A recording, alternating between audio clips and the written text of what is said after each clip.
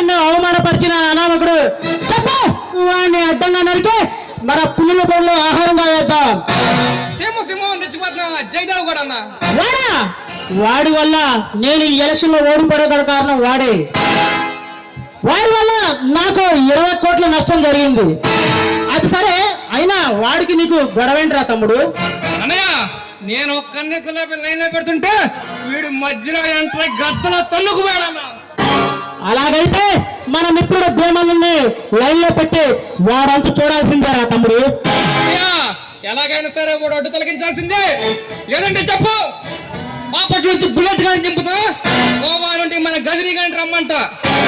తమ్ముడే ఆగు, నాకు పోటీగా ఉన్నాడని, నాకు ఎదురొస్తున్నాడని మన బాధ్యత చెప్పి వాడిని మర్డర్ చేయించా. మన చేతులకి మట్టండకుండా చూసుకున్నా. కానీ ఏమైందన్నా? వాడిని చంపుతుంటే సీతానే అమ్మాయి చూసిందిరా. అని రేపొచ్చిన కోర్టులో సాక్ష్యం చెప్తే నా రాజకీయ జీవితానికి పురుష్టపడుతుంది. సీత అన్నయ్య, అది ఆ జైలు వాడి ప్రియురాలు. కానీ అలాగైతే దాని సంగతి నేను చూసుకుంటా. ముందు ఆ అజయ్ వాడికి వార్నింగ్ ఇస్తా. ఆ అశోకాన్ని ఇక్కడి నుంచి ట్రాన్స్ఫర్ చేయిస్తా.